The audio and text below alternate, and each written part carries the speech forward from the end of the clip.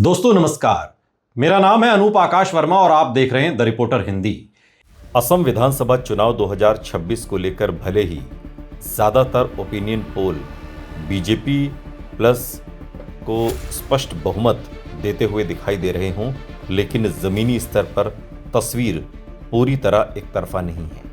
कई क्षेत्रों में कांग्रेस गठबंधन खासकर AIUDF और स्थानीय सहयोगियों के अलावा भी मजबूत चुनौती देता हुआ दिखाई दे रहा है और कुछ इलाकों में सीधी टक्कर भी बन रही है।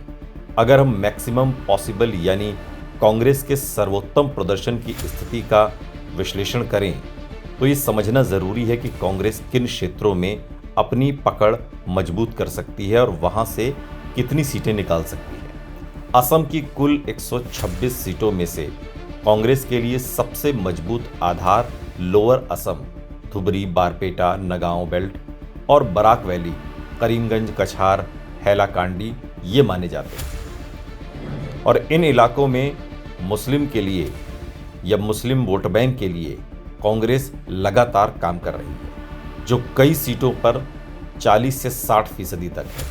अगर ये वोट पूरी तरह कांग्रेस या उसके पक्ष में एकजुट होता है तो कांग्रेस यहाँ बड़ी संख्या में सीटें जीत सकती है। लोअर असम की सीटों जैसे धुबरी, गौरीपुर, बेलासिपारा वेस्ट, बेलासिपारा ईस्ट, गोलकगंज, दक्षिण सलमारा, मनकाचर, झाकरग्राम, बागबर, सरुखेत्री, चेंगा, बारपेटा, जानिया, भवनीपुर, यहाँ पर कांग्रेस को मजबूत स्थिति मिल सकती है और इन 30 से 35 सीटों में से कांग्रेस 20 से 25 सीटें आसानी से जीत सकती है। अगर वोटों का बिखराव कम हो और AIUDF का प्रभाव कम हो तो इससे ज़्यादा सीटें भी कांग्रेस निकाल सकती है। इसके अलावा नगांव और होजाई बेल्ट की सीटें जैसे रूपोपीहाट, धिंग, जमुनामुख, नगांव, लहारिया घाट, होजाई, इन पर भी कांग्रेस की अच्छी पकड़ मानी जाती है और यहाँ से कांग्रेस 6 से 10 सीटें निकाल सकती है। बराक वैली की 13 सीटों में कांग्रेस के लिए दूसरा बड़ा मजबूत क्षेत्र ये माना जाता है और यहाँ सोनाई, लखीपुर, बदरपुर, हैलाकांडी, कटली चर्रा, करीमगंज साउथ जैसी सीटों पर कांग्रेस को बढ़त मिल सकती है। अगर यहाँ अल्पसंख्यक वोट पूरी तरह एकजुट होता है और बीजेपी के खिलाफ ध्रुवीकरण होता है तो कांग्रेस 6 से 8 सीटें जीत सकती है। अब अगर अपर असम जहाँ बीजेपी को मजबूत माना जाता है वहाँ की बात करें तो भी कांग्रेस पूरी तरह लड़ाई से बाहर नहीं है। कुछ सीटें मसलन जोरहाट, शिवसागर, माजुली, गोलाघाट, तिनसुकिया ये वो क्षेत्र हैं डिब्रूगढ़ के ग्रामीण हिस्से जहां पर कांग्रेस के स्थानीय मुद्दे जनता ने पकड़े हैं। उम्मीदवारों और एंटी इनकम्बेंसी का फायदा कांग्रेस को मिल सकता है। यहां से कांग्रेस बीजेपी के गढ़ से भी 5 से 8 सीटें निकाल सकती है, जो उसके लिए बोनस सीटें होंगी। मध्य असम की बात करें तो सोनितपुर, दरंग, उदलगुड़ी में भी कुछ सीटें जैसे दरंग, मंगलदई, उदलगुड़ी यहाँ पर कांग्रेस लड़ाई में बनी रह सकती है और यहाँ से 3 से 5 सीटें निकाल सकती है। अगर इन सभी क्षेत्रों का बेस्ट केस जोड़ें तो कांग्रेस गठबंधन का आंकड़ा इस प्रकार बनता है।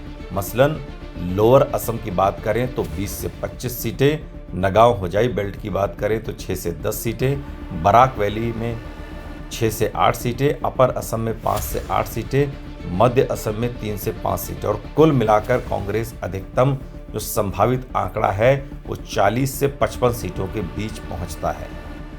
अब सवाल, क्या कांग्रेस सरकार बना सकती है? सरकार बनाने के लिए 64 सीटों की जरूरत होती है।